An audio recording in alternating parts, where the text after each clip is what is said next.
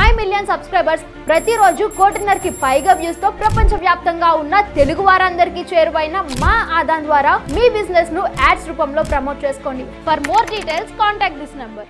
CBI ఛేదించిన Vizag container case. మీకు వైజాగ్లో కంటైనర్స్ వచ్చినాయి, డ్రగ్స్ వచ్చినాయి అని చెప్పేసి అప్పట్లో మామూలుగా కాదు, వార్తలు విపరీతంగా వచ్చేసినాయి, గుర్తుందా? సో అంతేందుకు మన దాంట్లో కూడా వీడియో చేసాం. సో అవి డ్రగ్స్ కాదా, ఎవరివి ఏంటి అని చెప్పేసి. ఈ న్యూస్ ఎప్పుడొచ్చిందో తెలుసా మీకు? మార్చి 2024లో సరిగ్గా ఎన్నికల సమయం దగ్గర పడుతుంది చూసారా, అప్పుడు. సో ఆ డ్రగ్స్ ఎలా వచ్చినాయి, ఎక్కడి నుంచి వచ్చినాయి, ఏంటి, అది కూడా వైజాగ్ సీపోర్ట్. సో అప్పటికే వైజాగ్లో అంటే అరకు నుంచి బాగా గంజాయి వచ్చేస్తుంది ఆంధ్రప్రదేశ్ మొత్తం అని చెప్పేసి ఒకటి. మరలా విజయవాడలో హెరాయిన్ కూడా దొరికింది పెద్ద మొత్తంలో.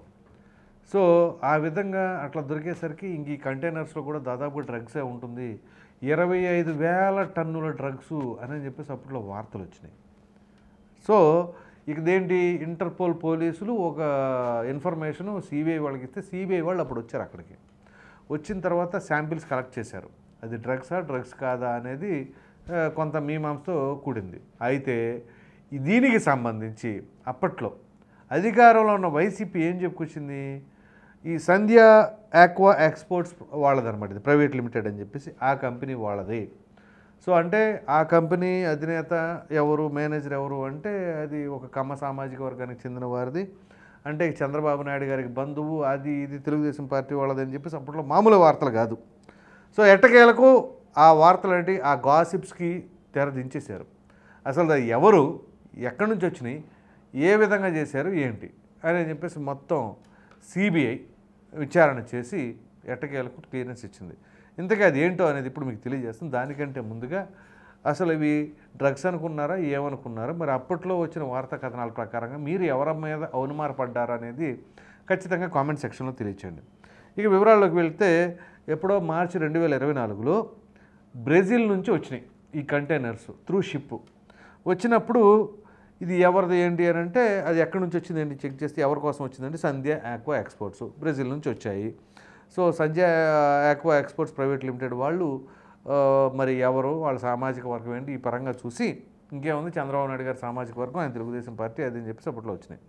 సో దీనికి సంబంధించి ఇప్పుడు ఆ ల్యాబ్ టెస్టులు అన్నీ చేసిన తర్వాత దానిలో ఉన్నది డ్రై ఈస్ట్ అనమాట. ఆ డ్రై ఈస్ట్ అనేది ఏంటి అని అంటే రొయ్యలకు సంబంధించిన ఫీడ్, దానికి మేతకి, రొయ్య మేత కోసం డ్రై ఈస్ట్ వాడతారట. అది మొట్టమొదటిసారిగా ఒక ప్రయోగం చేయాలి, అలా చేస్తే రొయ్యలకి మంచి పౌష్టికాహారం అవుతుంది అని చెప్పేసి మరి వాళ్ళకున్న సమాచారం మేరకు దాన్ని ఆర్డర్ చేశారట.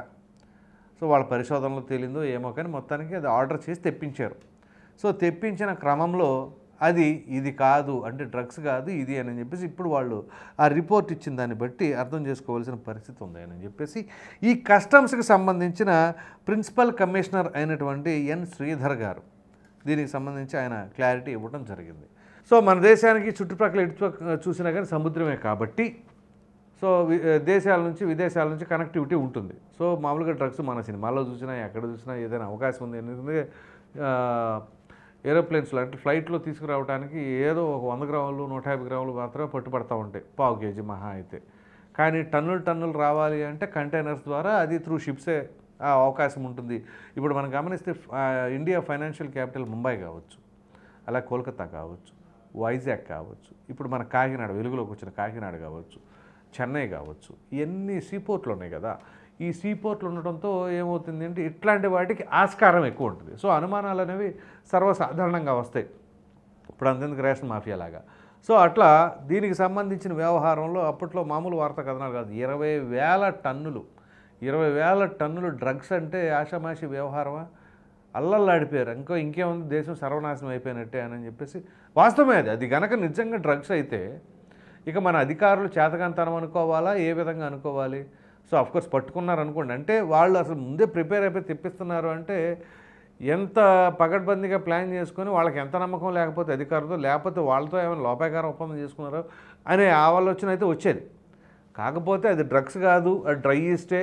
సో ఏదైతే రొయ్యల ఫీడింగ్కి సంబంధించి మాత్రమే అది ఉంది అని చెప్పేసి ఇప్పుడు రిపోర్ట్ వచ్చిన తర్వాత అమ్మయ్య ప్రశాంతంగా ఉండొచ్చు, పర్వాలేదు మన కస్టమ్స్ వాళ్ళు కావచ్చు, డిఫెన్స్ వాళ్ళు కావచ్చు, అలాగే నేవీ వాళ్ళు కావచ్చు, అందరూ కూడా పకడ్బందీగా పనిచేస్తున్నారు అని చెప్పేసి అయితే మనం అనుకోవచ్చు. ఎందుకంటే ఇక్కడ ప్రధానంగా ఒక ఆంధ్రప్రదేశ్ అనే కాదు, యావత్ భారతదేశం అంతా కూడా ఎక్కడికి వెళ్ళినా కానీ ఇప్పుడు డ్రగ్స్ అనేది చాలా ఈజీగా దొరికిపోతున్నాయి అనేది. మీరు పబ్ కల్చర్ వచ్చిన దగ్గర నుంచి పబ్స్లో విచ్చలవిడిగా దొరుకుతుంది అని చెప్పేసి ఆ ఫిల్మ్ యాక్టర్, ఈ ఫిల్మ్ యాక్టర్, ఫిల్మ్ ఇండస్ట్రీ వాళ్ళు వీళ్ళు పదే పదే ఆరోపణలు వస్తూనే ఉన్నాయి, అరెస్టులు అవుతూనే ఉన్నాయి, రేవ్ పార్టీలు అంటున్నారు.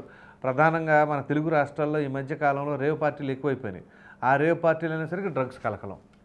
సో ఎంతమంది అరెస్ట్ కావట్లేదు, ఎంతమంది పైన అనుమానం పడతలేదు. సో ఈ డ్రగ్స్ కల్చర్ అనేది మాత్రం ఎట్టి పరిస్థితుల్లో యువత పెడదోవన పడుతుంది. కాబట్టి వాడికి చెక్ పెట్టవలసిన అవసరం, ఉక్కుపాదం మోపవలసిన బాధ్యత ఆయా ప్రభుత్వాలపైన ఖచ్చితంగా ఉంది. సో ఈ తరుణంలో ఇదైతే కొంత ఊరటనిచ్చే అంశం. ఆ డ్రగ్స్ కంటైనర్ అని చెప్పేసి ఏదైతే భావించారో వైజాగ్లో వచ్చింది, ఏది మార్చి 2024లో, అవి డ్రగ్స్ కాదు, డ్రై ఈస్ట్ మాత్రమే. సో ఇక ఆందోళన చెందవలసిన అవసరం లేదు అని చెప్పేసి అయితే అన్నారు. సో భవిష్యత్తులో ఇట్లాంటివి ఎక్కడ కూడా వచ్చే అవకాశం కూడా లేకుండా చేయాలి అని చెప్పేసి కేంద్ర మరియు రాష్ట్ర ప్రభుత్వాలు చాలా కఠినంగా సరైన అధికారులను పెట్టేసుకొని ఆ విధంగా వ్యవహరిస్తే మాత్రం అది దేశ భవిష్యత్తుకే బాగుంటుంది అని చెప్పేసి అయితే అభిప్రాయం వ్యక్తపరుస్తూ ఉన్నారు.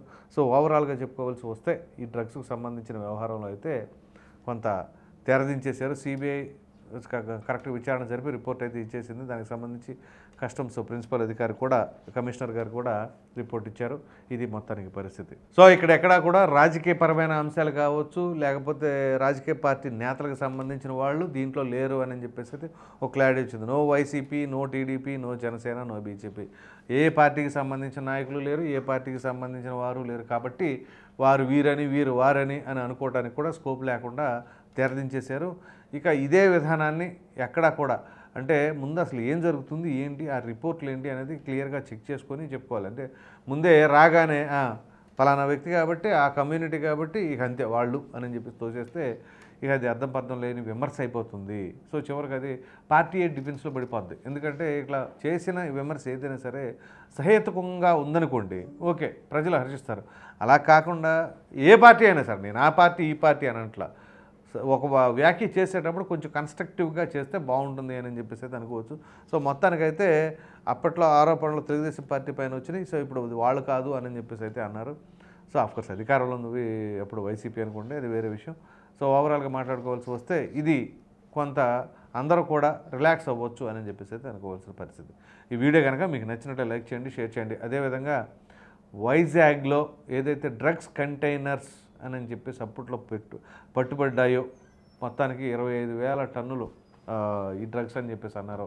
దానిపైన సిబిఐ విచారణ జరిపి అది డ్రగ్స్ కాదు, డ్రై ఈస్ట్ అని చెప్పేసి రొయ్యల మేతకు సంబంధించిందని చెప్పేసి చెప్పిన దానిపైన మీ విలువైన అభిప్రాయాన్ని కామెంట్ రూపంలో ఖచ్చితంగా తెలియజేయండి. మరిన్ని వీడియోస్ కోసం మన ఆదాయం ఛానల్ సబ్స్క్రైబ్ చేయడం మాత్రం మర్చిపోకండి. Thank you.